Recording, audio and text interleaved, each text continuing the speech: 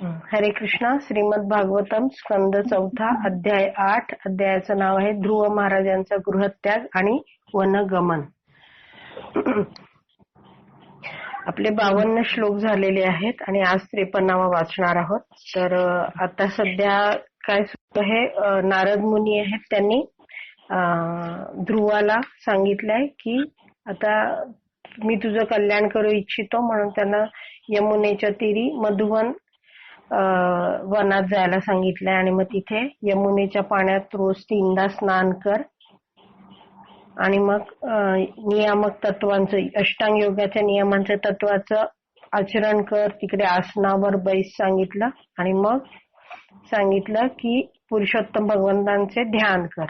आणि मग पुढच्या 45, 46, 47, 48 या सगळ्या श्लोकांमध्ये भगवंत किती सुंदर दिसतात. 49 पर्यंत सांगितलं की कसे भगवंतांचं रूप आहे ते अख्खं पूर्ण वर्णन केलं. हे भगवंतांच्या रूपावर तू ध्यान कर म्हणून सांगितलं. 50 मध्येही सांगितलं की योगीजन ध्यान करतात ते कसे ध्यान करतात आणि भगवंत कसे. हरी बोल. आवाज येतोय ना? आणि जसं जे योगी आहेत ते भगवंतांवरच्या दिव्य रूपांवर ध्यान करतात, तर 51व्या श्लोकात सांगितलंय की भगवंत काय करतात, नित्य स्मित हास्य करत असतात आणि दयाभावनेने भक्तांकडे पाहत असतात. तर भक्ताने नेहमी भगवंतांचं अशा प्रकारे स्मरण करावं. आणि भगवंत कसे आहेत, वरदान देणारे आहेत. आणि 52व्या श्लोकात सांगितलं होतं की जो कोणी मन नित्य मंगलमय, जो आपले मन नित्य मंगलमय भगवत रूपावर एकाग्र करून अशा रीतीने ध्यान करतो, तो भौतिक कल्मशांपासून लवकरच मुक्त होतो आणि भगवंतांचे ध्यान करण्याच्या स्तरावरून कधीच त्याचं पतन होत नाही. अशा तऱ्हेने सांगून आता 53वा श्लोक आहे ते आपण वाचूयात. प्रभुपादांना प्रार्थना करूयात की हे आपल्याला समजेल. भाषांतर 53 श्लोकाचं. हे राजपुत्रा, नारद मुनी ध्रुवला सांगतात, या ध्यान प्रक्रिये समवेत जप करायचा एक मंत्र आहे. आधी काय सांगितलं की तू नदीच्या किनारी बस, तिकडे योगाचरणाचं आसन कर, मग भगवंतांवर ध्यान कर. ध्यान कर सांगितलं आणि ध्यान मध्ये बरोबर काय करायला सांगितलं, आता मंत्र. तो मंत्राचं काय करायचं आहे, जप, त्याच्याबद्दल सांगतात.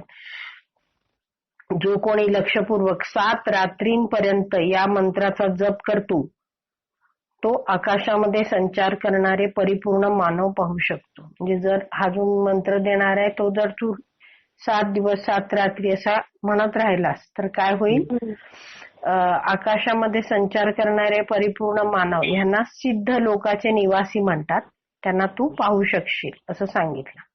तात्पर्य, या ब्रह्मांडामध्ये सिद्ध लोक नामक एक ग्रह आहे. सिद्ध लोकातील निवासी स्वभावतःच योग सिद्धीने परिपूर्ण आहेत.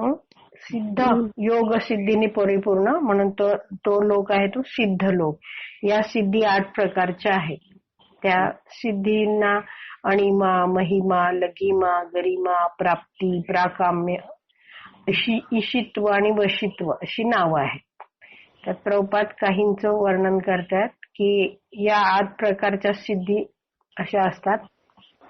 सूक्ष्माहून सूक्ष्म होणं, म्हणजे अगदी अणुसमान, अगदी छोटंसं कणभर सारखं होणं, अगदी छोटं. मग भाररहित वस्तूपेक्षाही भाररहित होणं, म्हणजे एकदम हलकं होणं, म्हणजे कापसापेक्षाही हलकं. मोठ्याहून मोठं होणं, अगदी खूप मोठं रूप धारण करणं. पुढे इच्छेनुसार हवी ती गोष्ट प्राप्त करणं, त्याला प्राकाम्य म्हणतात. जे पाहिजे ते प्राप्त करणं. आणि पुढे अगदी एखाद्या ग्रहाची निर्मितीही करणं. ह्यांना काय सिद्धी प्राप्त झालेली असतात, त्यामुळे ते आपल्या इच्छेनुसार काही निर्माण पण करू शकतात. या काही योगसिद्धी आहेत. लघिमा सिद्धीच्या बळावर, अर्थात भारहीन वस्तूपेक्षाही भारहीन होण्याच्या शुद्धीकरण प्रक्रियेद्वारे सिद्ध लोकातील निवासी विमान वाचून वा इतर कोणत्याही अवकाशयाना वाचून, अवकाशयान म्हणजे अवकाशात उडणारं, आकाशात उडणारं यान, विमानासारखंच, त्याच्याशिवाय आकाशामध्ये उडू शकतात. हे सगळ्या सिद्धी आहेत. भक्ताने सिद्धींना पाहून कधीच लोभून जायचं नाही, कारण अनेक काळ तपश्चर्या वगैरे केल्यावर ह्या सिद्धी प्राप्त होतात. येथे नारद मुनी ध्रुव महाराजांना सुचवतात की भगवंतांच्या दिव्य रूपाचे ध्यान करून आणि त्याच वेळी गुह्य मंत्राचा जप करून मनुष्य 7 दिवसातच इतका परिपूर्ण होतो की तो आकाशात भ्रमण करणाऱ्या मानवांना पाहू शकतो. या संदर्भात नारद मुनी जप हा शब्दाचा उपयोग करून सुचवतात की, जर आपण हे बघितलं ना 53वा श्लोक, तर पहिलाच शब्द आहे जपहाच. तर त्याच्याबद्दल हे सांगतात प्रभुपाद येतात की या संदर्भात नारद मुनी जपहा या शब्दाचा उपयोग करून सुचवतायत की उच्चारण करायचा मंत्र हा अतिशय गुह्य आहे. मंत्र जेव्हा दिला जातो तेव्हा त्याला म्हटलं जातं की हा गुह्य आहे. म्हणजे काय आहे, अतिशय गूढ आहे किंवा गुप्त असं म्हटलं जातं. यावर कोणी प्रश्न विचारेल की जर हा मंत्र गुह्य आहे तर त्याचा उल्लेख भागवताच्या पानांमध्ये कसा केला आहे. हा मंत्र गुह्य या अर्थाने आहे की मनुष्याला कुठेही छापलेला मंत्र मिळू शकतो, परंतु जोपर्यंत तो गुरु शिष्य परंपरेमधून स्वीकारला जात नाही, म्हणजे तो मंत्र गुरु शिष्य परंपरेतनं गुरूंकडून शिष्याला मिळत नाही, म्हणजे शिष्य स्वीकारत नाही जिथपर्यंत आणि गुरु जिथपर्यंत देत नाही तिथपर्यंत तो मंत्र कार्य करीत नाही. म्हणजे तो गुरु शिष्य परंपरेतनं स्वीकारले गेले पाहिजे. अधिकारी पुरुषांनी असे सांगितले आहे की कोणताही मंत्र गुरु शिष्य परंपरेतून स्वीकारल्याविना प्रभावी ठरत नाही. काय आहे, मंत्र कसा आहे, गुरु शिष्य परंपरेतच मिळाला पाहिजे. या श्लोकामध्ये प्रस्तुत केलेली आणखीन एक गोष्ट म्हणजे भगवत रूपाचे ध्यान हे मंत्र जप करतेवेळीच आचरले पाहिजे. या श्लोकामध्ये सांगितलेलं आहे की ध्यान जो करतो आहे त्यावेळी काय आहे, ध्यान कधी करायचं आहे, मंत्र जप करतावेळी करायचं आहे असं सांगितलेलं आहे. आता प्रभुपाद हे सगळं चाललंय, हे कुठचं आहे, सत्ययुगातली गोष्ट आहे. प्रभुपाद लगेच आपल्याला आत्ताच सांगतात. हरे कृष्ण मंत्राचा जप करण्याची प्रक्रिया ही या युगातील, या कलियुगातील ध्यान करण्याची सर्वात सोपी पद्धत आहे. जे कलियुगात ध्यान करणं म्हणजे काय ते सांगतात प्रभुपाद. मनुष्याने हरे कृष्ण मंत्राचा जप करताच तो श्रीकृष्ण, श्रीराम आणि त्यांच्या शक्तींची रूपे पाहतो. कारण काय असं म्हटलं जातं, भगवंतांचं नाम आणि भगवंतांचं म्हणजे भगवंत आणि भगवंतांचं नाम ह्याच्यात काही फरक नाही. त्यामुळे असं म्हटलंय की जसा तो जप करायला लागतो तसंच त्याला हे सगळे श्रीकृष्ण, राम आणि त्यांच्या शक्ती म्हणजे राधाराणी यांचे काय ते रूप पाहतो. आणि हीच समाधीची पूर्ण अवस्था आहे असं सांगितलं प्रभुपादांनी. पुढे सांगतात प्रभुपाद, मनुष्याने हरे कृष्ण मंत्राचा जप करताना भगवंतांचे रूप पाहण्याचा कृत्रिम प्रयत्न करू नये. उगाच कृत्रिमरित्या कसे दिसतात असे कष्ट करायचं नाही. काय करायचं प्रभुपाद म्हणतात, जेव्हा तो अपराधरहित जप करतो, भगवंतांचं नाम घेत फक्त एकच करायचं. प्रभुपाद नेहमी सांगतात की जप करायचा तर कोणी म्हणतं मन भरकटतं. प्रभुपाद एकच सांगायचे की काय करायचंय तुला, 3 वेळा ते सांगतात की काय कर, तू त्या जप आहे त्याचं श्रवण कर. म्हणजे काय, जो जप आहे तोच ऐकायचा, जो मंत्र आपल्या मुखातून निघतो तोच आपल्या कानातून आत जाऊ द्यायचा. हे असं जेव्हा आपण करतो तेव्हा काय होतं, हळूहळू मनुष्य अपराधरहित जप करायला लागतो आणि तेव्हा भगवंत आपोआपच स्वतःच त्याच्या दृष्टीसमोर प्रकट करतात. म्हणजे काय, आपण वेगळा प्रयत्न करायची गरज नाही, आपण एकच करायचं, आपण अपराधरहित जप करत राहायचं, भगवंतावर पूर्ण श्रद्धा ठेवून बाकी सगळं भगवंत करतात. म्हणूनच जपकर्त्याने मंत्रध्वनी ऐकण्यावरच ध्यान केंद्रित करावे. त्याने अधिक प्रयत्न न करताच भगवंत आपोआप त्याच्यासमोर प्रकट होतील. तर इथे जे एक सांगितलेलं आहे की त्यांनी गुरुकडूनच हे घेतलेलं पाहिजे. तर ह्याच्यात मग काही जण विचारतात, एका भक्ताने विचारलं होतं प्रभुपादांना की प्रभुपाद, हे तुमची जे आम्ही ग्रंथ आहोत ते आम्ही तर विविध ठिकाणी वाटतो आणि विविध ठिकाणी लोक ते घेऊन जातात आणि तिथून कोणाला तरी मिळतं आणखी ते पुस्तकं आणि ती लोक हे वाचायला लागतात. ह्यात दिलंय की माणसाने हरे कृष्ण महामंत्रात जप करावा म्हणून ती लोक जिथे राहतायत तिथे जप करायला लागतात. या भागवतामध्ये सांगितल्यानुसार वागायला लागतात. पण मग त्यांना तर तुम्ही कधीच मिळत नाहीत, म्हणजे त्यांच्या दीक्षाही होत नाहीत, ते कधी भेटतही नाही यांना गुरूंना वगैरे. मग त्यांचं काय असं विचारलं होतं प्रभुपादांना. प्रभुपाद म्हटले होते की प्रभुपाद नेहमी म्हणायचे की हे जे मी ग्रंथ लिहिलेले आहेत हे कोणी मी नाही लिहिलेले, मला भगवंतांनी सांगितले आणि मी लिहिलेले आहेत असं नेहमी सांगायचे प्रभुपाद. प्रभुपाद म्हणतात की हे जे ग्रंथ आहेत ना ते वाचतात जेव्हा तेव्हा काय आहे, माझं सान्निध्य आहे ते. म्हणजे जेव्हा कोणीही मी हा जो लिहिलेले ग्रंथ आहेत प्रभुपाद लिहिलेले तेव्हा काय आहे, तो प्रभुपादांच्या सान्निध्यात आहे.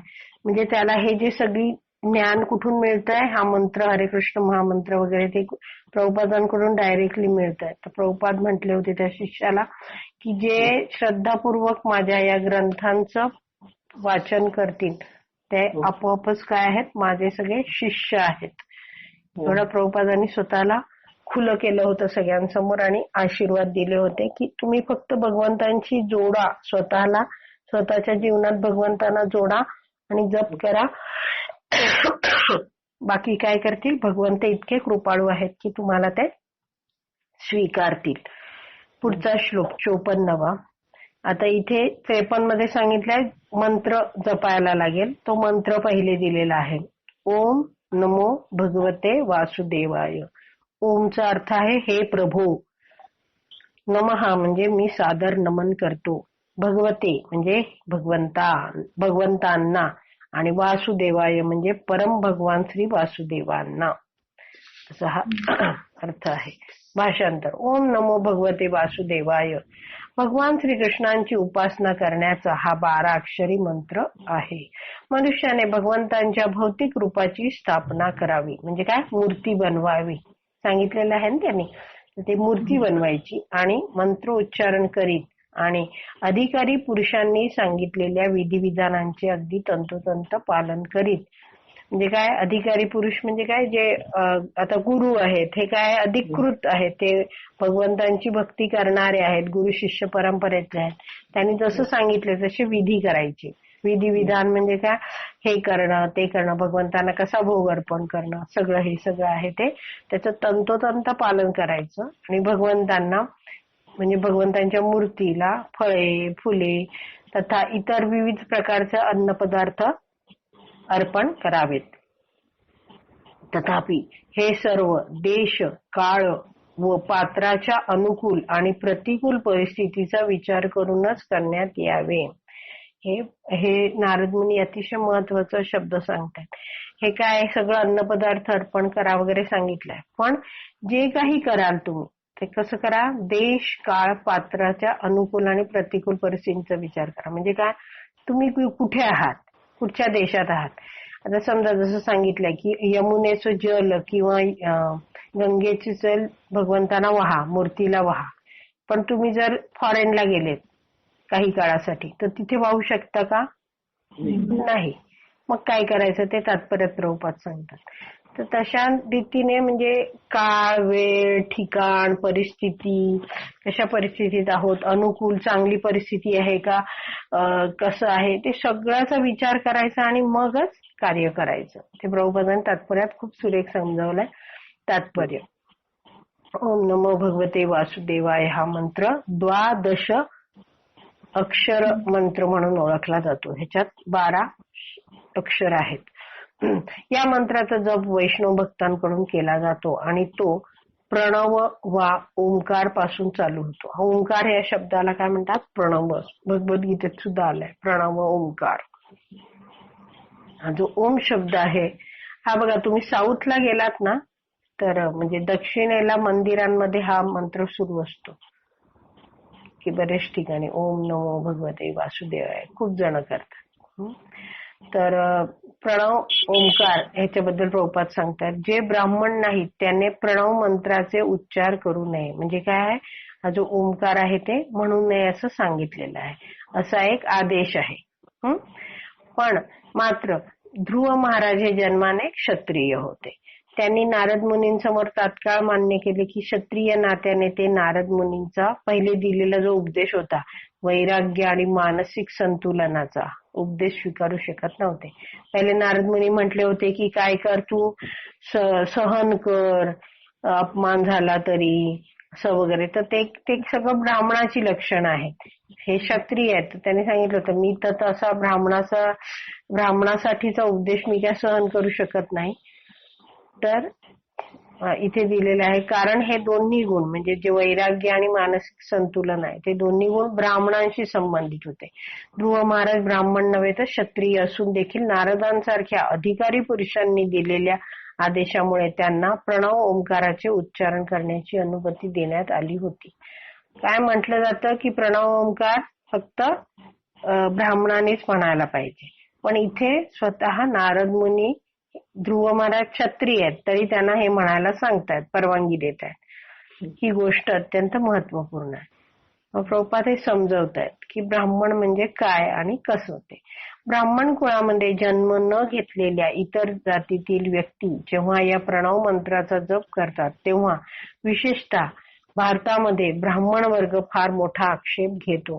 जर कोणी ऐकलं ब्राह्मण इतर लोक घेतायत तर ओम वगैरे असं बोलणं, जे प्रणव ओंकार म्हणतात त्याला, तर हे जे खूप ब्राह्मण आहेत, जे खूप कसे असतात, कट्टर जे ब्राह्मण आहेत ना, कर्मठ ब्राह्मण, ते आक्षेप घेतात. आणि इथे दिलंय तथापि येथे ध्वनित केलेले प्रमाण असे आहे की जर एखाद्या मनुष्याने वैष्णव मंत्र किंवा श्रीमूर्तींची आराधना करण्याची वैष्णव पद्धती स्वीकारली असेल तर त्याला प्रणव मंत्र म्हणण्याची अनुमती असते. म्हणजे काय आहे, जर एखाद्या मनुष्याने काय वैष्णव मंत्र घेतलाय म्हणजे तो काय आहे, जसं वैष्णवांचे नियमानुसार तो आता वागायला लागलाय. आणि काय आहे, श्रीमूर्तींची आराधना म्हणजे भगवंतांच्या मूर्तींची आराधना करण्याची त्यांनी वैष्णव पद्धती जी सांगितलेली आहे ती जर स्वीकारली असेल तर त्यांनी तो काय करू शकतो, प्रणव मंत्र त्याला म्हणण्याची परवानगी आहे. भगवद्गीतेत भगवंत व्यक्तिशः मान्य करतात की अगदी नीच योनीतील जीवांसह जो कोणी इतर जीव योग्य प्रकारे केवळ आराधना करतो, आराधना म्हणजे भगवंतांची भक्ती करतो, तो सर्वोच्च पदावर उन्नत होऊन स्वगृही अर्थात भगवद्धामात जाऊ शकतो. जर तुम्हाला भगवद्गीतेत बघितलं 9व्या अध्यायातला 32वा श्लोक, तर त्यात भगवंत म्हणतात की अगदी कोणीही भगवंतांची आराधना करू शकतो. या ठिकाणी नारद मुनींनी सांगितलेले विहित नियम म्हणजे जिथे सांगितले की त्यांनी नियमांचं पालन करावं, तर काय नियम आहेत ते प्रभुपाद सांगतात. मनुष्याने अधिकृत आध्यात्मिक गुरूंच्या माध्यमातून मंत्र स्वीकारला पाहिजे. अधिकृत आध्यात्मिक गुरु म्हणजे योग्य त्या गुरु शिष्य परंपरेतनं मंत्र स्वीकारला पाहिजे. गुरु शिष्य परंपरा म्हणजे काय, जसं भगवंतांनी 4 जणांना उपदेश केला आणि त्या गुरु शिष्य परंपरा आल्या. एक तर केला लक्ष्मीला केला, दुसरा ब्रह्माजींना केला, रुद्रांना केला आणि 4 कुमारांना केला. आणि त्यांच्यापासून त्या गुरु शिष्य परंपरा ते संप्रदाय बनलेत. श्री संप्रदाय, ब्रह्म संप्रदाय, रुद्र संप्रदाय आणि कुमार संप्रदाय. तर अशा गुरु शिष्य परंपरेतनं या माध्यमातनं मंत्र स्वीकारला पाहिजे. हे नियम आहेत सगळे. आणि तो उजव्या कानाने ऐकला पाहिजे, म्हणजे शिष्याने उजव्या कानाने तो मंत्र ऐकला पाहिजे.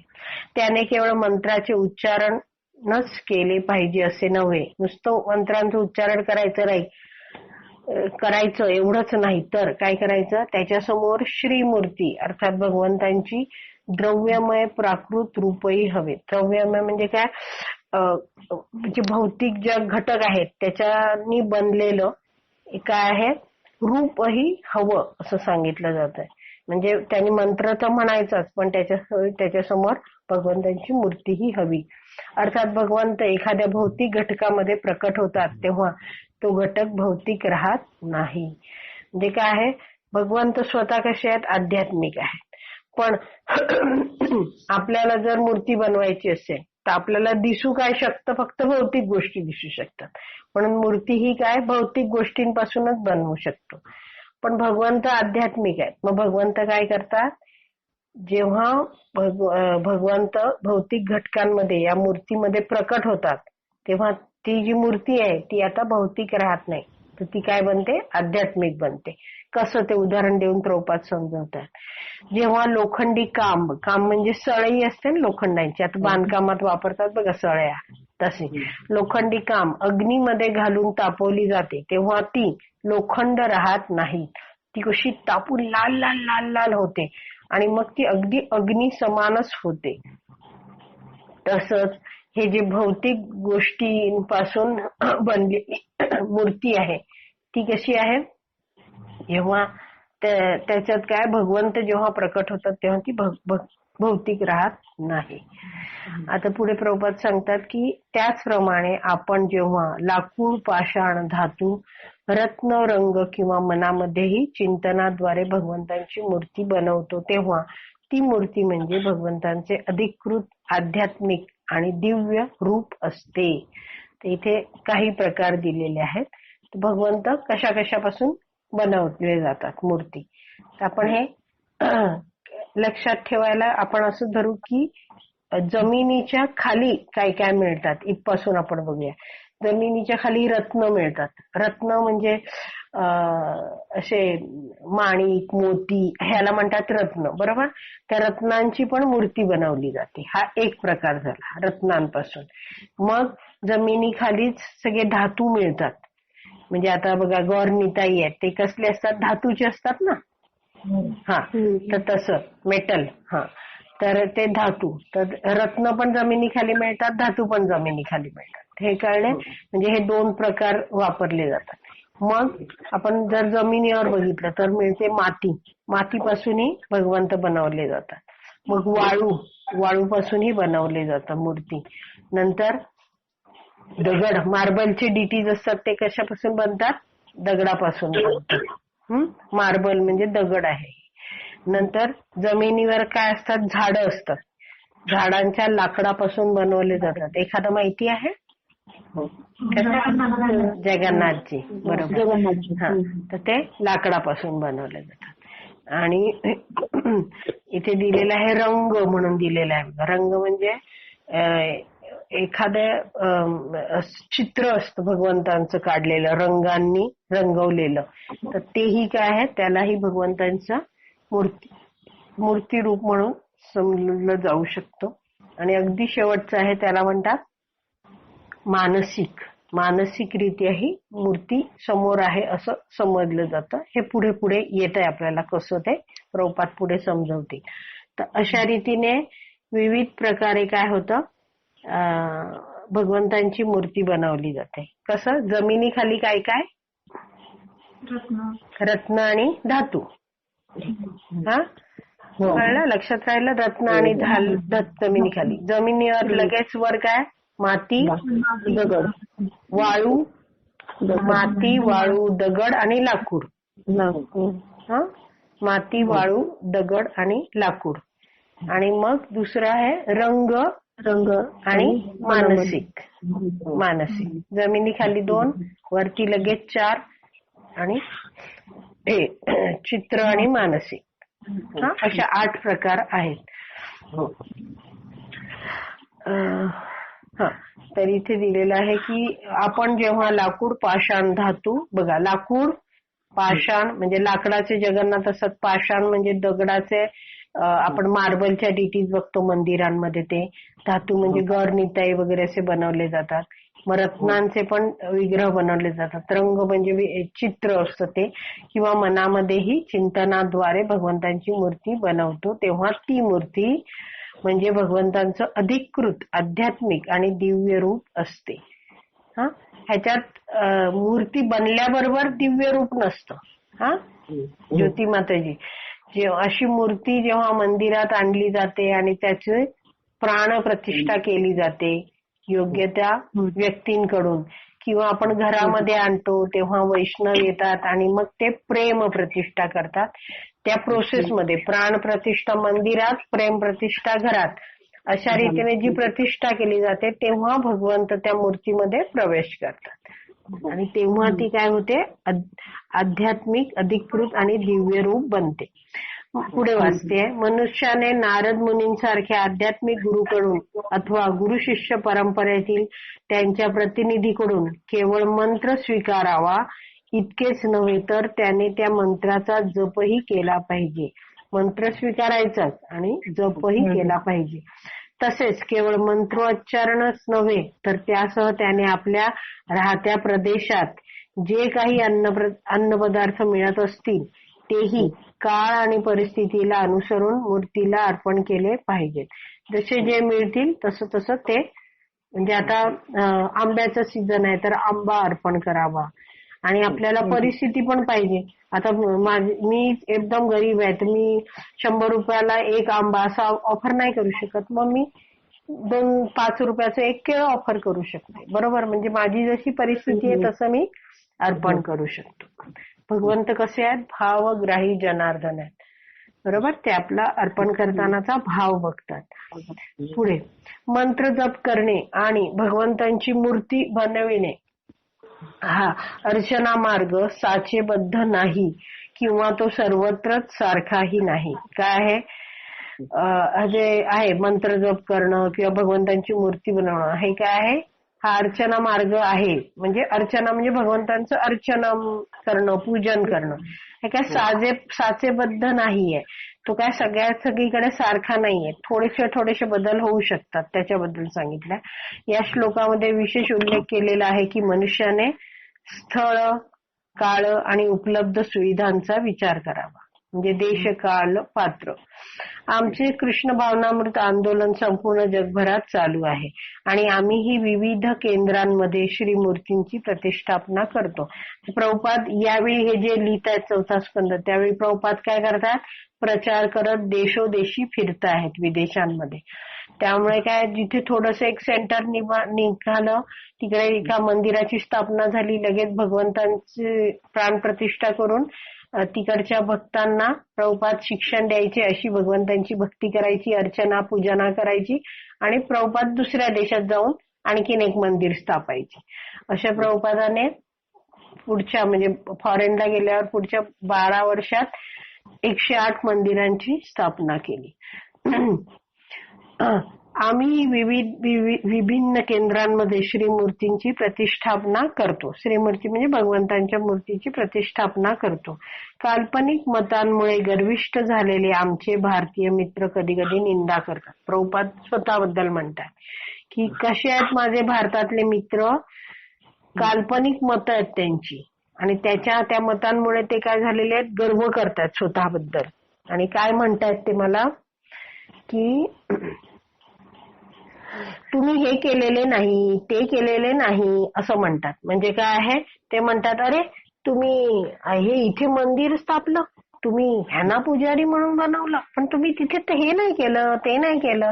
अशा रीतीने हे सगळे लोक आहेत ते काय करतात, माझ्या चुका काढतायत. हा तर प्रभुपाद पुढे सांगतायत की परंतु नारद मुनींनी ध्रुव महाराज या एका सर्वश्रेष्ठ वैष्णवाला दिलेला हा उपदेश ते विसरतात. कोणता उपदेश आहे, विशिष्ट स्थळ, काळ आणि परिस्थितीचा मनुष्याने विचार करणे अति आवश्यक आहे. आता कसं आहे, फॉरेनचं सांगितलं आहे प्रभुपादांनी की कसं होते असुविधा आणि काय ते.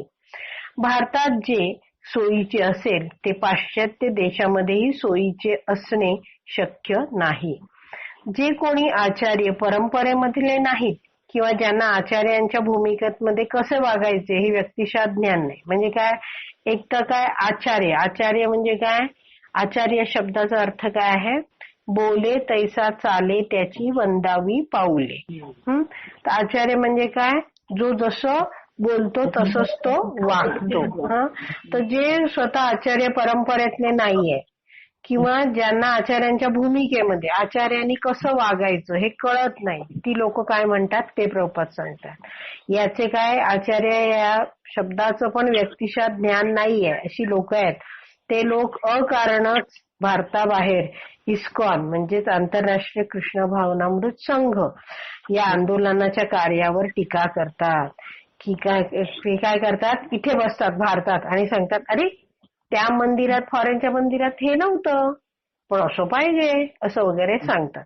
जसं एक उदाहरण प्रभुपाद सांगतात इथे की वस्तुस्थिती अशी आहे की असे टीकाकार कृष्ण भावनेच्या प्रचारासाठी स्वतः काहीही करू शकत नाहीत. स्वतः ते काहीच करत नाहीत. या भक्ती मार्गाच्या प्रचारासाठी, कृष्ण भावनेच्या प्रचारासाठी स्वतः काय करत नाहीत, नुसतेच टीका करतात. पण प्रभुपाद म्हणतात की हे आमचे भक्त काय करतात ते सांगतात. सर्व प्रकारचा धोका पत्करून आणि स्थळ काळाचा विचार करून जर एखाद्याने सर्वत्र प्रचार केला तर उपासनेच्या पद्धतीमध्ये कदाचित काही परिवर्तने असू शकतील. मात्र असे करणे शास्त्रानुसार मुळीच चुकीचे नाही. आता सर्व प्रकारचा धोका पत्करून म्हणजे काय, आता प्रभुपाद पहिले गेले अमेरिकेला आणि तिकडे त्यांना बरेच त्यांचे शिष्य झाले. त्यातले 3 असे नवरा बायकोंच्या जोड्या होत्या. तर त्यांनी लंडनमध्ये प्रचाराला पाठवलं. आणि लंडनमध्ये म्हणजे पूर्ण वर्षभर काय असतो, पाऊस असतो, म्हणजे बर्फ पडत असतो सारखा. तर तिथे ह्यांना, या भक्तांना राहायलाही जागा नव्हती. तर ते एका माणसाच्या घराच्या ते गाड्या ठेवतात, त्याला गॅरेज म्हणतात ना, तिथे ते राहायचे. आणि थंडी खूप असायची, थंडी पण ह्यांच्याकडे काय फारशा वस्तू नव्हत्या. पण तिथे कसे आता मोठे मोठे फ्रीज प्रत्येक जण घेतात. तर त्या फ्रीज आता इथून फ्रीज तिथे 10 किलोमीटर लांब न्यायचे. तर फ्रीजला असं जाडा काय असतं, बॉक्स असतो, त्या बॉक्समध्ये थर्माकॉल असतो आणि असं खूप जाड पॅक केलेलं असतं. तर फ्रीज घरात घेतल्यावर असे बॉक्स असतात, ते इथे टाकून दिलेले असतात त्या गॅरेजमध्ये. तर हे सगळे भक्त आहेत ना, ते अशा बॉक्समध्ये वगैरे राहत होते थंडीपासून स्वतःचं रक्षण करायला. म्हणजे प्रचारासाठी त्यांनी इतका धोका पत्करला, इतके कष्ट घेतले. आणि स्थळ काळाचा विचार करून त्यांनी काय केलेलं आहे, प्रभुपादांनी प्रचार केलाय किंवा त्यांच्या सगळ्या शिष्यांनी प्रचार केलाय. तर उपासनेच्या पद्धतीमध्ये काही परिवर्तन असू शकतात, काही बदल थोडेसे होतात, काही हरकत नाही. प्रभुपाद म्हणतात मात्र असे करणे शास्त्रानुसार मुळीच चुकीचं नाहीये. कारण काय, इथे सांगितलेलं आहे की नारद मुनींनी की अनुकूल, श्लोकाचं शेवटचं आहे, अनुकूल आणि प्रतिकूल परिस्थितीचा विचार करून सगळं केलं पाहिजे. तात्पर्यात प्रभुपाद सांगतात रामानुज संप्रदायातलं, रामानुज म्हणजे श्री संप्रदाय, तो रामानुजाचार्य हे त्याचे आचार्य होते म्हणून त्याला कधी कधी रामानुज संप्रदाय पण म्हणतात. त्यातले श्रीमद वीर राघव आचार्य म्हणून एक आचार्य होऊन गेले त्या गुरु शिष्य परंपरेतले. ते आपल्या भाष्यामध्ये म्हणतात की चांडाळ अर्थात शूद्रापेक्षाही हीन कुटुंबामध्ये, चांडाळ म्हणजे जी लोक जी कुत्र्याला पण खातात अशी लोक, अशा चांडाळ किंवा शूद्रापेक्षाही हीन कुटुंबामध्ये जन्मलेल्या बद्ध जीवांना परिस्थितीनुसार दीक्षाही देता येते. त्यांना वैष्णव करण्यासाठी औपचारिकतेत काही परिवर्तन करावे लागण्याची शक्यता आहे. म्हणजे काय आहे की त्यांनाही काय होऊ शकतात, ते वैष्णव बनू शकतात. थोडीशी आणखीन काय आहे, जे उपचार आहेत त्यांना बनवण्यासाठी, आता भक्त बनवण्यासाठी जे प्रयत्न केले जातात किंवा जे उपचार केले जातात त्यात थोडासा बदल करावा लागतो असं ते म्हणतात. पुढे प्रभुपाद समजवतायत की श्री चैतन्य महाप्रभू सांगतायत की माझे नाम जगाच्या प्रत्येक कानाकोपऱ्यात ऐकू गेले पाहिजे. चैतन्य महाप्रभू म्हणतात सर्वत्र प्रचार होईबे मोर नाम. चैतन्य महाप्रभू का म्हणतात माझं नाव, कारण स्वतः चैतन्य महाप्रभू कोण आहेत, भगवान श्रीकृष्ण आहेत. परंतु आपण प्रचार केल्याविना त्यांची इच्छा कशी काय प्रत्यक्षात उतरू शकेल. प्रभुपाद म्हणतात भगवंतांचं नाव जर सगळी कानाकोपऱ्यात गेलं पाहिजे जगाचा, तर त्यासाठी आपण प्रचार केला पाहिजे. श्री चैतन्य महाप्रभूंनी प्रचार केलेला मार्ग हा भागवत धर्माचा मार्ग आहे आणि त्यांनी विशेषतः कृष्ण कथा अर्थात गीता भागवताच्या श्रवणाचे अनुमोदन केलेले आहे. ते काय म्हणतात, कृष्ण कथांचं, गीता भागवतांचं श्रवणम करा सगळ्यांनी. त्यांनी सांगितले आहे, म्हणजे चैतन्य महाप्रभूंनी सांगितले आहे की प्रत्येक भारतीयांचे हे कार्य परोपकार वा कल्याणकारी कार्य समजून जगातील प्रत्येक व्यक्तींपर्यंत भगवंतांचा संदेश पोहोचवला पाहिजे. म्हणजे प्रत्येक भारतीयाचं कर्तव्य काय आहे, प्रभुपाद म्हणतात, लोकांवर उपकार करायला पाहिजे. म्हणजेच काय आहे, चैतन्य महाप्रभू म्हणतात, भारत भूमीते म्हणजे भारत भूमीत मनुष्य जन्म यार, जर तुमचा मनुष्य जन्म झाला आहे तुम्ही, तर तुम्ही काय केलं पाहिजे, जन्म सार्थक कर, भक्ती करून तुम्ही स्वतःचा आधी जन्म सार्थक केला पाहिजे आणि मग कर पर उपकार, म्हणजे तुम्ही इतरांनाही हे भक्ती मार्गाचं माहिती दिली पाहिजे. म्हणून ते सांगितलंय की प्रत्येक भारतीयाने हे कार्य परोपकार किंवा म्हणजेच परोपकार वा कल्याणकारी मार्ग समजून जगातील प्रत्येक व्यक्तीपर्यंत भगवंताचा संदेश पोहोचवला पाहिजे. जगातील प्रत्येक व्यक्ती म्हणजे केवळ भारतीय, ब्राह्मण आणि क्षत्रिय किंवा स्वतःचा जन्म ब्राह्मण कुळामध्ये झालेला असल्यामुळे आपण ब्राह्मणच आहोत असा दावा करणारे जातीयवादी ब्राह्मण नव्हे. म्हणजे काय, कोणाकोणाला भगवंतांचा संदेश, आम्हालाच फक्त, आम्ही भारतीय आहोत किंवा आम्ही ब्राह्मण आहोत, माझे बाबा ब्राह्मण होते म्हणून, असं नाहीये. जातीयवादी ब्राह्मण नाही. केवळ भारतीयांना किंवा हिंदूंनाच वैष्णव पंथामध्ये प्रवेश द्यावा हा सिद्धांतच चुकीचा आहे. जगातील प्रत्येक व्यक्तीला वैष्णव पंथामध्ये आणण्यासाठी प्रचार करण्यात आला पाहिजे. चैतन्य महाप्रभूंनी म्हणून तर सांगितलंय की जगभर प्रचार करा. आमच्या कृष्ण भावनामृत आंदोलनाचा हाच उद्देश आहे.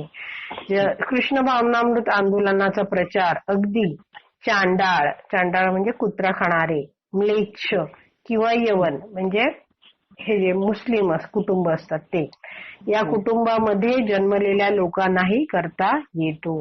अशा प्रचारासाठी कोणताही प्रतिबंध नाही.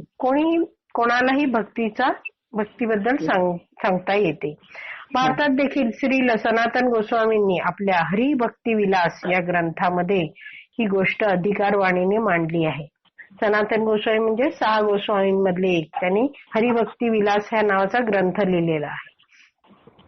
हरिभक्ती विलास हे एक स्मृती शास्त्र असून वैष्णवांनी दैनंदिन वर्णन कसे करावे यासाठी ते अधिकृत वैदिक मार्गदर्शन पुस्तक आहे. कसं वैष्णवांनी रोजच्या रोज वागावं हे सगळं दिलेलं आहे. सनातन स्वामी म्हणतात की ज्याप्रमाणे कासे म्हणजे कास्य नावाचा धातू ते रासायनिक प्रक्रियेने पाऱ्यात मिसळले, पारा म्हणजे मर्क्युरी, पण पाऱ्यात मिसळलं तर काय होतं, कास्य धातूचं सोनं बनू शकतं, अशी एक प्रक्रिया आहे. त्याचप्रमाणे अधिकृत दीक्षा पद्धतीद्वारे कोणीही वैष्णव बनू शकतो. म्हणजे काय, कोणीही माणूस असो, त्याला जर व्यवस्थित मार्गदर्शन केलं आणि तो अधिकृत दीक्षा पद्धती त्याच्यावर कार्य केली तर तो काय होऊ शकतो, वैष्णव बनू शकतो. वैष्णव म्हणजे विष्णूचा भक्त. मनुष्याने गुरु शिष्य परंपरेतून येणाऱ्या अधिकृत आध्यात्मिक गुरुकडून दीक्षा घ्यावी. काय, गुरु शिष्य परंपरेत नाही. असं नाही की अचानक कुठेतरी मुंबईत एक बाबा अवतरला, तो म्हटला काल रात्री माझ्या स्वप्नात आलं आणि मी आजपासून प्रचार करणार, मला गुरु म्हणून स्वीकारा. तर अशा माणसाला गुरु म्हणून स्वीकारावं का? नाही. तो योग्य त्या गुरु शिष्य परंपरेतनं आला पाहिजे आणि त्याच्याकडूनच दीक्षा घ्यावी. या गुरुस त्याच्या पूर्व आध्यात्मिक गुरुने प्रमाणित केलेले असावे. म्हणजे हे जे गुरु आहेत त्यांना आणखीन प्रमाणित गुरु असावे, ते म्हणजेच ते गुरु शिष्य परंपरेतले असावे. अशी दीक्षा जी घेतली जाते यालाच दीक्षा विधान असे म्हणतात. भगवान श्रीकृष्ण भगवद्गीतेत व्यपाश्रित्य 9.32 हा जर श्लोक बघितला तर हा व्यपाश्रित्य हा शब्द येतो. त्याचा अर्थ असा आहे की मनुष्याने आध्यात्मिक गुरुचा स्वीकार केलाच पाहिजे. या प्रक्रियेने संपूर्ण जगाचेच कृष्ण भावनेमध्ये परिवर्तन होऊ शकते. हे काय आहे, मनुष्याने आध्यात्मिक गुरूंचा स्वीकार केलाच पाहिजे असं भगवद्गीतेत भगवान श्रीकृष्ण सांगतात. आणि या प्रक्रियेने असं जर सगळ्यांनी केला तर काय होईल, सगळे जगभर काय होऊन जाईल, कृष्ण भावना हवीत सगळे होतील. आणि आपण मंदिरांमध्ये बघा श्री गुरु चरण पद्म हे जे गुरुवंदना गायली जाते तेव्हा म्हणजे रोज सकाळी 7:15 किंवा 7:30ला काय होतं, शृंगार दर्शन होतं. भगवंताचा ड्रेस बदलला जातो आणि त्यांचं आपण दर्शन घेतो. आणि त्यानंतर प्रभुपादांची आरती केली जाते. कारण प्रभुपाद हे काय आहेत, आपले परम गुरु आहेत.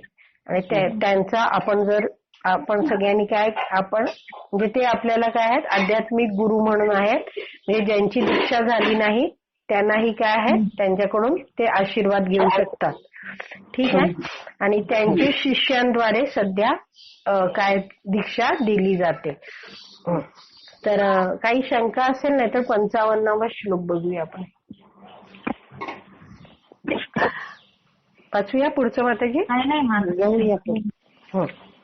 मनुष्याने भगवंतांचे पूजन करताना त्यांना म्हणजे भगवंतांना वनामध्ये उपलब्ध असलेल्या भाज्या, इथे काय आहे, वनामध्ये आहे ना हा ध्रुव, म्हणून सगळं तिकडचं सांगितलंय.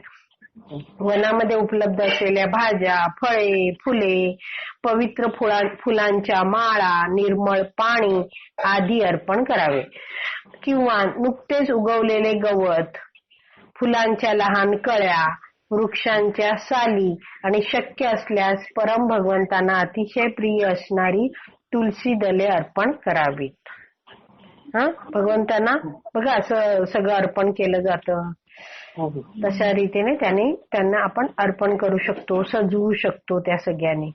तुलसी दलाचं जास्त प्रभुपाद ह्यात लिहित आहेत, कारण भगवंतांना तुलसी अतिशय प्रिय आहे. तात्पर्य, या ठिकाणी विशेष उल्लेख करण्यात आला आहे की तुळशीची पाने भगवंतांना अत्यंत प्रिय आहेत आणि भक्तांनी जेथे पूजन होते तेथील प्रत्येक मंदिरात आणि प्रचार केंद्रात तुळशी दले ठेवण्याची विशेष काळजी घ्यावी.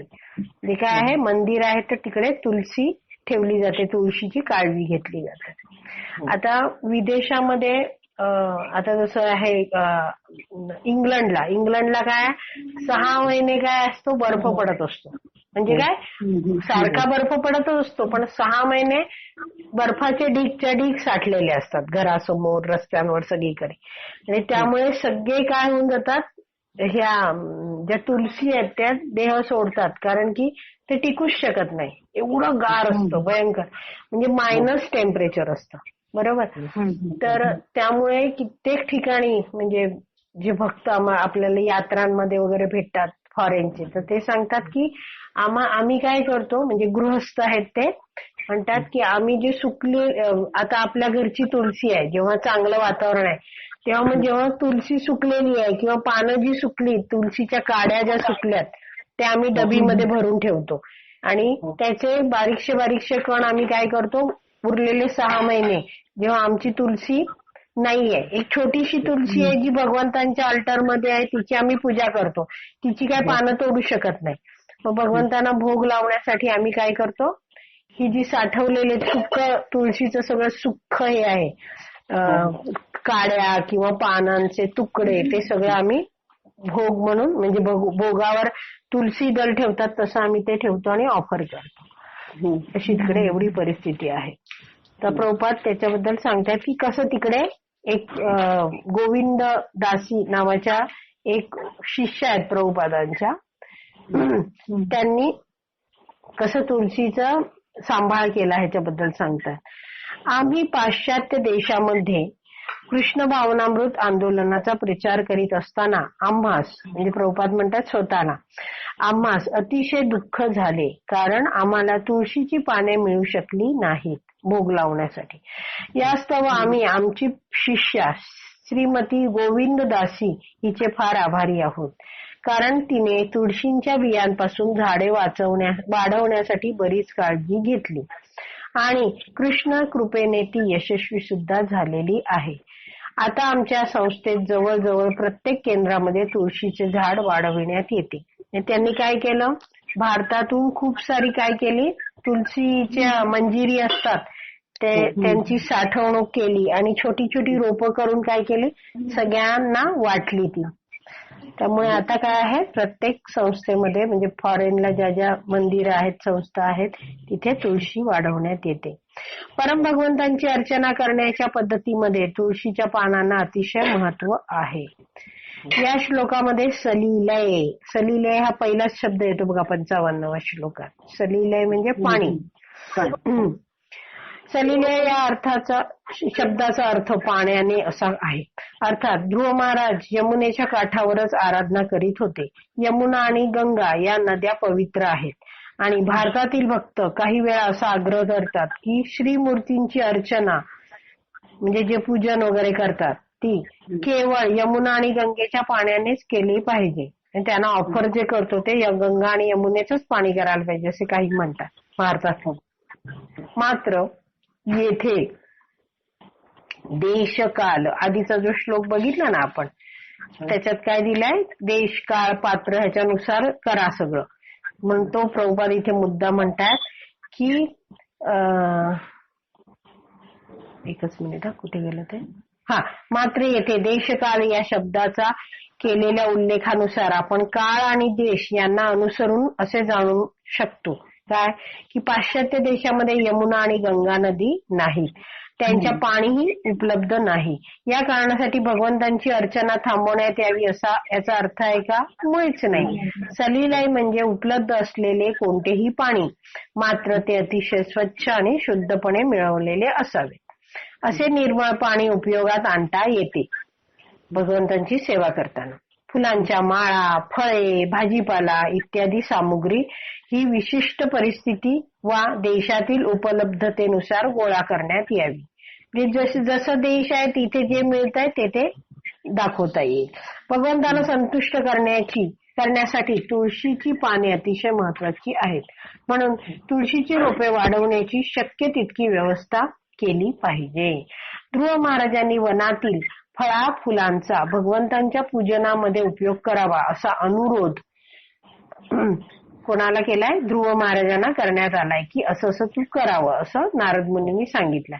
भगवद्गीतेत भगवान श्रीकृष्ण स्पष्टपणे सांगतात, मी भाजीपाला, फळे, फुले इत्यादी स्वीकारतो. पत्रम पुष्पम फलम तोयम, हे म्हणजे काय, पान, फूल, फळ किंवा पाणी हे काय करतो, मी स्वीकारतो.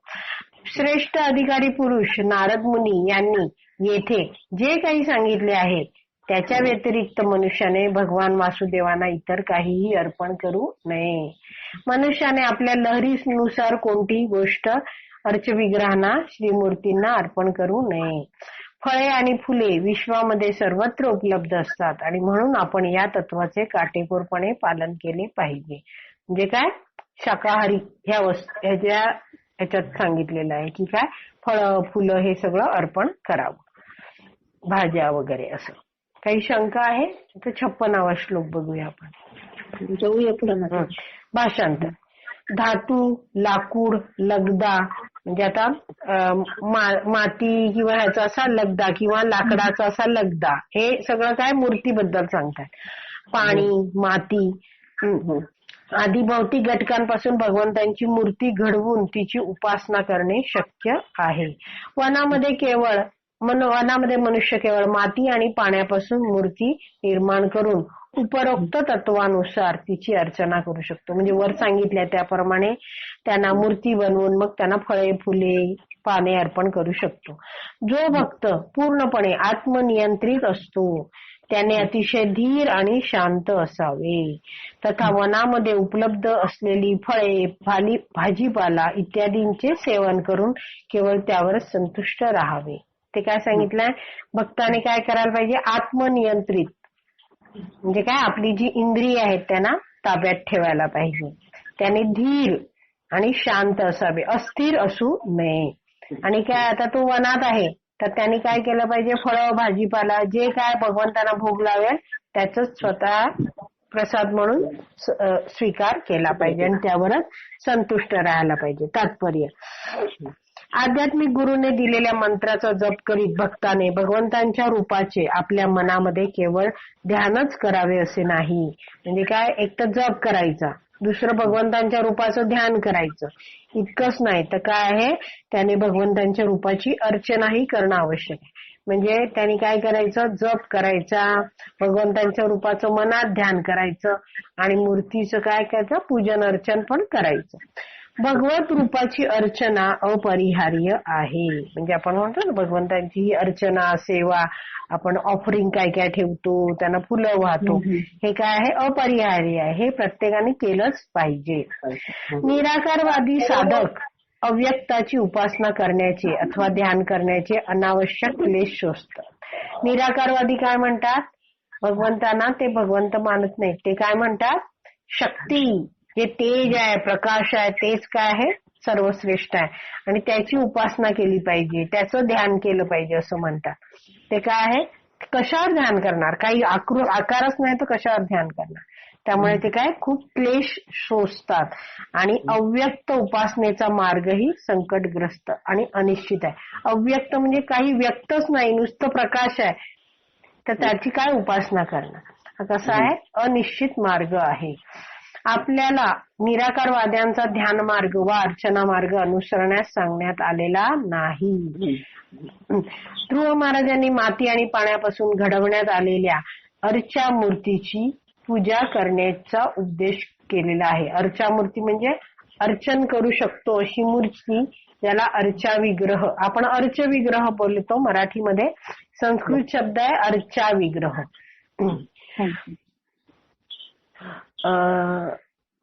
कारण वनामध्ये जर धातू, लाकूड वा पाषाणाची मूर्ती उपलब्ध नसेल तर पाणी तथा माती यांच्या मिश्रणातून मूर्ती बनविणे आणि तिची अर्चना करणे हा सर्वोत्तम मार्ग आहे. भक्ताने अन्न पदार्थ शिजवण्याची चिंता करू नये. आता काय एकटा ध्रुव आहे, तो कुठे कुकिंग वगैरे करत बसणार, हा, तर त्यांनी काय नुसतं हे दाखवू शकतो तो, असंच नारद मुनींनी सांगितलेलं आहे. तर इथे प्रभुपाद सांगतात की भक्तांनी अन्न पदार्थ शिजवण्याची चिंता करू नये. वनामध्ये किंवा शहरामध्ये फळे, भाजीपाला यापैकी जे काही उपलब्ध असेल ते त्याने श्रीमूर्तींना अर्पण करावे आणि तेच सेवन करून समाधानी राहावे. फार स्वादिष्ट पंचपक्वान्ने ग्रहण करण्याची उत्कंठा त्याने बाळगू नये. इथे नारद मुनी म्हणतात ना की भक्ताने आत्मनियंत्रित राहावं, शांत धीर राहावं, जे उपलब्ध आहे ते सेवन करून संतुष्ट राहावं. त्याबद्दल प्रभुपाद सांगतात की फार स्वादिष्ट पंचपक्वान्ने ग्रहण करण्याची उत्कंठा त्याने बाळगू नये. अर्थात जेथे शक्य असेल तेथे त्यांनी भगवंतांच्या अर्चा मूर्तींना सर्वोत्तम अन्न पदार्थ अर्पण करावे. आणि असे पदार्थ फळे आणि भाज्यांचेच असावेत. म्हणजे काय आहे, शाकाहारी असावेत पदार्थ. आणि काय आहे, शक्य आहे आपल्याला करणं तर तो पंचपक्वान्न अर्पण करू शकतो. पण जिथे शक्य नाहीये, आता वनात आहे तर तिथे ते शक्य होणार नाही. मग ते शिजवलेले वा न शिजवलेले असोत. काय अन्नपदार्थ कसे ऑफर करायचे, फळे आणि भाज्यांचे म्हणजे शाकाहारी. भक्ताचा महत्वाचा गुण म्हणजे त्याच्या सवयी नियंत्रित असाव्यात, कंट्रोल्ड असावा तो. मितभूक हा भक्ताचा एक उत्तम गुण आहे. मितभूक म्हणजे काय, काय करतो, हा, तर ह्याच्यात दिलेलं आहे की विशिष्ट प्रकारच्या अन्न पदार्थांनी जिभेची तृप्ती करण्यासाठी त्याने धडपडू नये. भगवत कृपेने जो काही प्रसाद मिळेल तो खाण्यातच त्याने समाधान मानावे. म्हणजे हे मिळालंय, तो काय आहे, समोर आहे, तो कृष्ण प्रसाद आहे, पण ते सोडून बाकी काहीतरी चटकपटक घ्यायचं, त्याला सतत आकर्षण राहावं, अशी जिभेच्या तृप्तीसाठी त्यांनी धडपड करायची नाही असं सांगितलेलं आहे. आणखीन एक श्लोक वाचूया का, चालेल? हो हो चालेल.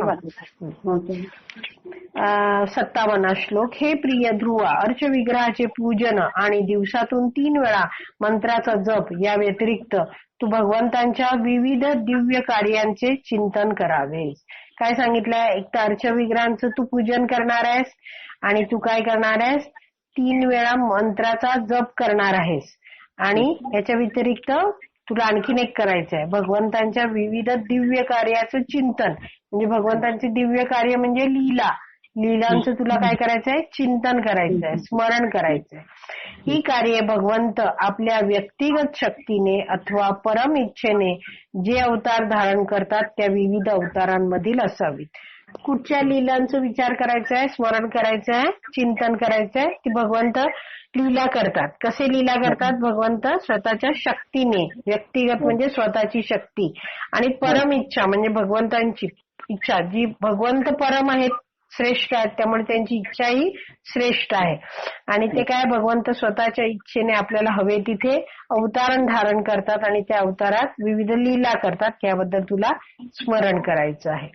तात्पर्य: श्रवण, कीर्तन, स्मरण, वंदन, सेवा, अर्चविग्रहांना सर्वस्व अर्पण करणे इत्यादी 9 विधींचा भक्तिमय सेवेमध्ये समावेश असतो. जे प्रल्हाद महाराजांनी 7व्या स्कंदात सांगितलेलं आहे. काय आहे? 9 विधा भक्ती दिलेली आहे की 9 विधी करू शकतात. त्यात काय आहे? अर्चनम, श्रवणम, कीर्तनम, विष्णू स्मरणम, नंतर पादसेवनम, अर्चनम, वंदनम, दास्यम, साख्यम, आत्मनिवेदनम, हे सगळे काय आहेत? सगळ्या ह्या वेगवेगळ्या भक्तीच्या सेवा आहेत. तर त्याचा विधींचा हे समावेश तो करू शकतो भक्तीमध्ये. ध्रुव महाराजांनी भगवंतांच्या रूपाचे ध्यान करीत असताना त्याच वेळी भगवंतांच्या विविध अवतारांमधील दिव्य लीलांचेही चिंतन करावे असा उपदेश नारद मुनींनी या श्लोकामध्ये ध्रुवांना दिलेला आहे. आता मायावादींबद्दल सांगतात थोडं प्रभुपाद. मायावादी दार्शनिक म्हणजे मायावादी विचाराचे लोक आहेत. ते काय म्हणतात? भगवंतांचे विविध अवतार आणि साधारण जीव हे एकाच श्रेणीतले आहेत. म्हणजे ते काय म्हणतात? जीव आणि भगवंत काय आहेत? समान आहेत असं म्हणतात. तथापि ही त्यांची फार मोठी चूक आहे. प्राकृतिक नियम भगवंतांच्या अवतारांना कार्य करण्यास बाध्य करू शकत नाहीत. आता प्रभुपाद तुलना करतायत की जीव आणि भगवंत याच्यात काय आहे फरक ते सांगतात. काय आहे? प्राकृतिक नियम आहेत. हे जे प्रकृतीच्या नियमाने आपण सगळे बांधले गेलेलो आहोत, साधारण जीव आहेत, आपल्याला 3 गुणांच्या अधिपत्याखाली आपण कार्य करतो. पण हे जे प्रकृतीचे नियम आहेत ते भगवंतांना बाध्य करू शकत नाहीत. भगवंतांच्या अवतारांना कार्य करण्यासाठी, लीला करण्यासाठी बाध्य करू शकत नाही, बंधन आणू शकत नाही. वरील श्लोकामध्ये स्वेच्छा या शब्दाचा उपयोग सुचवला आहे. स्वेच्छा, तुम्ही जर 57वा श्लोक बघितला तर पहिलंच ओळ आहे, स्व इच्छा अवतार चरितय अचिंत्य चिंत्य. तर त्यात दिलेलं आहे की भगवंत, स्वेच्छा याचं सांगतात, भगवंत आपल्या परम श्रेष्ठ इच्छेनुसार अवतरित होतात. भगवंतांच्या मार्गदर्शनाखाली प्रकृतीचे नियम बद्ध जीवाला त्याच्या विशिष्ट कर्मानुसार शरीर प्रदान करतात. आता जीवाबद्दल आहे. जीव कसा करतो? जीव आहे तो बद्ध जीव आहे. त्यांनी जे आदल्या जन्मी कर्म केलेले आहेत तसनुसार काय प्रकृतीचे नियम, प्रकृती काय करते? त्याला पुढच्या जन्मी जन्म देते. आणि ही प्रकृती काय करते? प्रकृती भगवंतांच्या मार्गदर्शनाखाली कार्य करते आणि बद्ध जीवाला त्याला जसं त्यांनी कर्म केलंय त्यानुसार शरीर प्रदान करते पुढच्या जन्मात. आणि जीवाला काय करायला लागतं? बद्ध जीवाला ते जे दिलंय ते शरीर स्वीकारणं भाग असतं. आपण चूज नाही करू शकत की मला हे शरीर पाहिजे किंवा मी असं पाहिजे, माझे आईबाप हे हवेत. नाही, आपल्याला काय फोर्सफुली इथे ढकललं जातं आणि आपल्याला ते स्वीकारावंच लागतं. पण भगवंतांचं प्रकटीकरण कसं आहे? भगवंतांचं प्रकटीकरण हे भौतिक प्रकृतीच्या आदेशांनी त्यांच्यावर लादलेलं प्रकटीकरण नाहीये. भगवंत कसे आपल्या अंतरंग्या शक्तीने स्वतःच्या इच्छेने हवे तिकडे हवे तेव्हा प्रकट होतात. हाच भगवंतांचा अवतार आणि बद्ध जीव यांच्यामध्ये भेद आहे. काय आहे? भगवंतांचा अवतार, भगवंतांचं असणं, प्रकट होणं, आणि काय आहे? सामान्य जो जीव आहे त्याचं तो येणं ज्या जगात, त्यांच्यातला हा फरक आहे. सामान्य जीव हा म्हणजे फोर्सफुली, म्हणजे त्याला स्वइच्छेने येत नाही, त्याला पाठवलं जातं. तर एकच मिनिट. बद्ध जीव, आता इथे दिलंय पुढे की बद्ध जीव डुकरासारखे एखादे विशिष्ट शरीर आपल्या पूर्व कर्मानुसार आणि श्रेष्ठ भौतिक प्रकृतीच्या आदेशानुसार स्वीकारतो. तर काय असतं आहे की बद्ध जीव असे आहे त्याला काय आहे? त्याची अशी कर्म आहेत, पूर्व कर्म, की त्याला पुढच्या जन्मी डुक्कर बनायचंय. तर काय होतं? त्याला ते स्वीकारायलाच लागतं. का? कारण भौतिक प्रकृतीच्या आदेशानुसारच त्याला वागायला लागतं. तर हे का दिलंय? कारण की वराह रूपाचं सांगितलंय. वराह म्हणजे पण शुकर म्हणजेच डुकराचंच हे आहे. पण ते भगवंत घेतात तेव्हा काय असं सांगितलंय. परंतु भगवान श्रीकृष्ण जेव्हा वराह रूप धारण करतात तेव्हा ते एका साधारण शुकरासारखे मुळीच नसतात. भगवान श्रीकृष्ण जे वराह अवतारासारखे विस्तारित रूप धारण करतात त्यांची तुलना साधारण डुकराशी मुळीच करता येत नाही. भगवंतांचं कसं आहे? भगवंत जेव्हा वराह रूप घेतात तेव्हा ते वर्णन आहे ते इतकं सुंदर वर्णन आहे की काय आहे त्यांचं रूप आणि साधा हा पृथ्वी तलावरचा डुक्कर ह्यांची तुलनाच करू शकत नाही. भगवंतांचं अवतरित होणं आणि अंतर्धान पावणं हे आपल्यासाठी अचिंत्य आहे. भगवंताच्या या लीला कशा आहेत? आपल्या कल्पनेच्या पलीकडल्या आहेत, अचिंत्य आहेत. भगवद्गीतेत भगवंत म्हणतात की मी माझ्या अंतरंगा शक्तीने अवतरित होतो आणि भक्तांचे रक्षण तथा अभक्तांचा विनाश करतो. भगवंत काय करतात? कशासाठी प्रकट होतात? परित्राणाय साधूनां विनाशाय च दुष्कृतम. वाईट लोकांचा विनाश करायला, भक्तांचं रक्षण करायला मी प्रकट होतो, अवतरित होतो. भक्ताने सदैव ध्यानात ठेवले पाहिजे की भगवान श्रीकृष्ण हे एका साधारण मनुष्याप्रमाणे किंवा पशुप्रमाणे अवतरित होत नाहीत. वराह मूर्ती हे झालं वराह अवतार. हयग्रीव आपण गेल्या वेळी पाहिलं होतं. रामकृष्ण हयग्रीव त्यात काय आहे? तो हयग्रीव अवतार किंवा कासव म्हणजे कूर्म अवतार म्हणून त्यांचे होणारे जे अवतरण आहे, प्रकटीकरण आहे, अवतरित होणं आहे म्हणजेच काय त्यांच्या अंतरंगा शक्तीचं हे काय प्रदर्शन आहे. ब्रह्मसंहितेत म्हटलेलं आहे आनंद चिन्मय रस प्रतिभाविताभिस म्हणजे काय एक पशु अथवा मानव रूपाने होणारे भगवंतांचे जे अवतरण आहे, अवतरण म्हणजे साधारण बद्ध जीवाच्या जन्माप्रमाणे आहे हे समजण्याची चूक मनुष्याने करू नये. भगवंतांचं शरीर कसं आहे? सच्चित आनंद रूप आहे. बद्ध जीव जेव्हा पशु मानव अथवा देवता म्हणून जन्म घेतो तेव्हा त्याचा जन्म भौतिक प्रकृतीने त्याच्यावर लादलेला असतो. म्हणजे काय? बद्ध जीव काय एखादा पशु बनतो किंवा मानव बनतो किंवा देवतेचाही त्याला जन्म मिळू शकतो, पण तो कसा आहे? त्याच्यावर भौतिक प्रकृतीने लादलेला आहे त्याच्या पूर्वकर्म नुसार. भगवंतांचा अवतार साधारण मनुष्याप्रमाणे आहे असं समजणं काय आहे? घोर अपराध आहे. हा विषय कुठून सुरू झाला? पहिल्या ओळीत, याच पानावर पहिल्या ओळीत सांगितलं होतं ना. मायावादी दार्शनिकांचे मत आहे की भगवंतांचे विविध अवतार आणि जीव एकाच श्रेणीतला आहे म्हणून प्रभुपादांनी हे सगळं समजवलं. म्हणून ते म्हणतात मायावादी हे पुरुषोत्तम भगवंतांचे फार मोठे अपराधी आहेत. या शब्दात श्री चैतन्य महाप्रभूंनी मायावाद्यांची निंदा केली आहे. ते म्हणतात मायावादी काय आहेत? अपराधी आहेत. कारण भगवंत आणि साधारण जीवामध्ये काहीच भेद नसतो असे त्यांचे मत असते. ते काय आहेत? असे मायावादी म्हणतात. प्रभुपाद चैतन्य महाप्रभूंनी एक वाक्य लिहिलेलं आहे, मायावादी भाष्य सुनिये हय सर्वनाश. म्हणजे जर असे मायावादींचे असे भाष्य ऐकले त्यात विश्वास ठेवला तर काय होईल? आपला सर्वनाश होईल. कारण की ते अतिशय चुकीचं सांगतायत.